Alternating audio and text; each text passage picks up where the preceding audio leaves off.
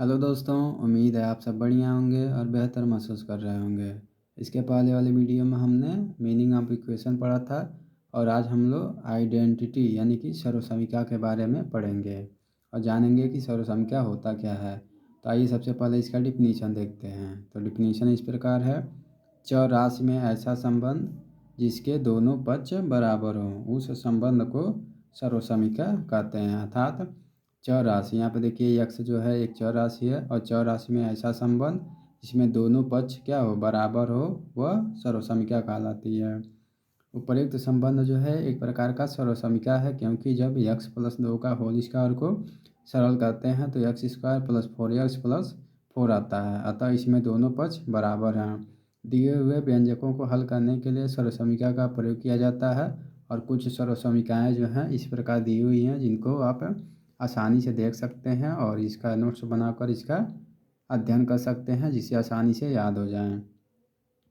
तो पहला सर्वसंख्या दिया है ए प्लस बी का होल स्क्वायर, जो ए प्लस बी का होल स्क्वायर जो होता है A plus B into a plus B, इस तरह से लिख सकते हैं और आपस में गुणा करने पर A square plus 2ab plus B square होता है। ठीक है ना। तो डायरेक्ट आप ए प्लस बी का होल स्क्वायर बराबर A square plus 2ab plus B square याद कर सकते हैं।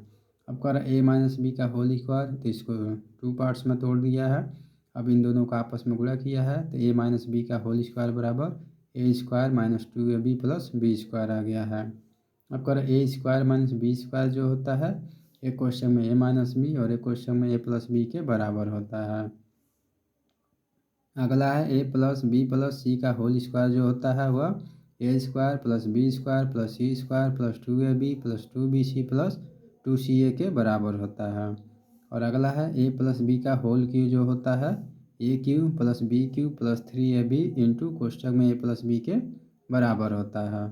और अगला है ए माइनस बी का होल क्यू जो होता है वह है ए cube minus b cube minus 3ab into a minus b के बराबर होता है। और अगला दिया है ए क्यू प्लस बी क्यू, तो a cube plus B cube जो होता है वह a plus B into a square minus a b plus B square के बराबर होता है। आप directly a cube plus B Q बराबर इनको न देखते हुए आप डायरेक्टली जो है इसको याद रख लीजिएगा। ठीक है ना। इसको आप याद रखेंगे तो सबसे आसानी रहेगा। और अगला दिया है ए क्यू माइनस बी क्यू जो होगा, a cube minus b cube जो होगा ए माइनस बी और a square plus A b plus B square के बराबर हो जाएगा। इस प्रकार आप देख लीजिएगा, इसका जो हो जाएगा a square plus 2ab plus B square, इसका जो हो जाएगा a square minus 2ab plus B square हो जाएगा, इसका जो होगा ए माइनस बी और ए प्लस बी हो जाएगा, इसका जो होगा ए तो ए ही हो जाएगा जैसा कि दिया है नीचे। और यह ए प्लस बी का होल क्यू जो है वह a cube plus B cube plus 3ab into a plus b हो जाएगा। और ए माइनस बी का होल क्यू जो होगा a cube minus b cube minus 3ab into a minus b हो जाएगा। ठीक है ना। और a cube plus B cube का a plus B into a square minus a b plus B square हो जाएगा। और a cube minus b cube जो होगा ए माइनस बी और a square plus A b plus B square के बराबर हो जाएगा। ठीक है। कुछ समीकरणाएँ जो होती हैं ऐसी होती हैं जिसमें एक पद समान तथा दूसरा पद भिन्न होता है। तो जैसे कि यहाँ पे देखिए कुछ समीकरणाएँ ऐसी दी हुई हैं जिसमें एक पद समान है और दूसरा पद जो भिन्न है। तो इस प्रकार के सर्वसमीकरण को आपस में बराबर दिखाने के लिए X plus A into X plus B बराबर X square plus A plus B into X plus A B हो जाएगा। यानी कि इसका गुणा करेंगे और इसका मान निकालेंगे तो यह दोनों मान आपस में बराबर हो जाएगा।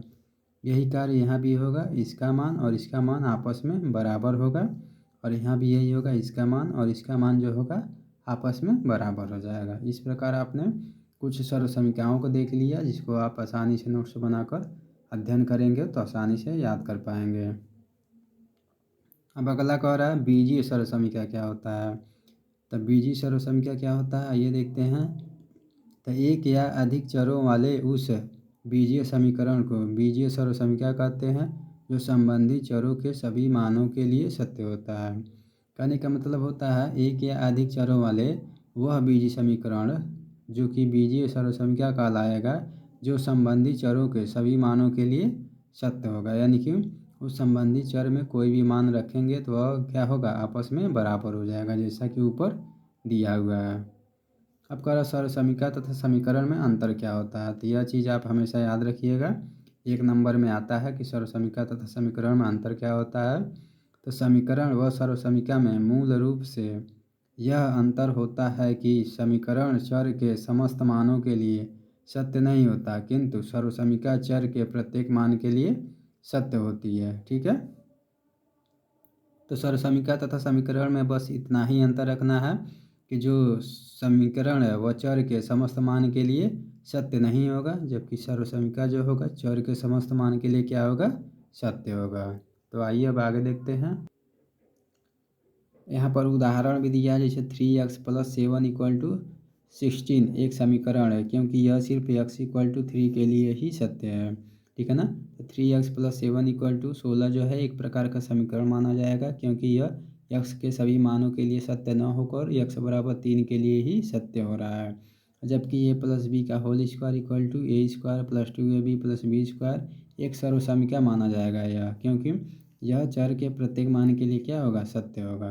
ठीक है, अब यहाँ पे कुछ एग्जाम्पल भी दिए हुए हैं और कह रहा कौन सी सर्वसमीका नहीं है और क्यों। यहाँ पे a + b का होल स्क्वायर जो है a² + 2ab + b² एक सर्वसमीका होगा। उसी तरह 3/5 का होल स्क्वायर 3² + 2 × 3 × 5 + 5² यह भी सर्वसमीका है। p + a p + b p² + a + b q² यह भी सर्वसमीका है। यह जो है सर्वसमीका नहीं है, यह चौथा जो है दिया हुआ है सर्वसमीका नहीं है, क्योंकि यह एक समीकरण है जो कि x = 3 के लिए ही सत्य होगा। ठीक है ना, तो यदि कोई भी चर राशि का मान जो है x के सभी मानों के लिए यानी कि दोनों पक्ष को बराबर कर दे रही है तो सर्वसमीका हो जाएगा, और के यह चर राशि का अगर वैल्यू बता रहा, मान बता दे रहा है, तो वह जो है समीकरण हो जाएगा। ठीक है ना, तो उम्मीद है कि आपको सर्वसमीका अच्छे से समझ आया होगा, और आगे के अपडेट के लिए चैनल को सब्सक्राइब कर देंगे, लाइक कर देंगे और ज़्यादा से ज़्यादा शेयर कर देंगे, ताकि हम आपके लिए आगे की वीडियो बनाते रहें। धन्यवाद।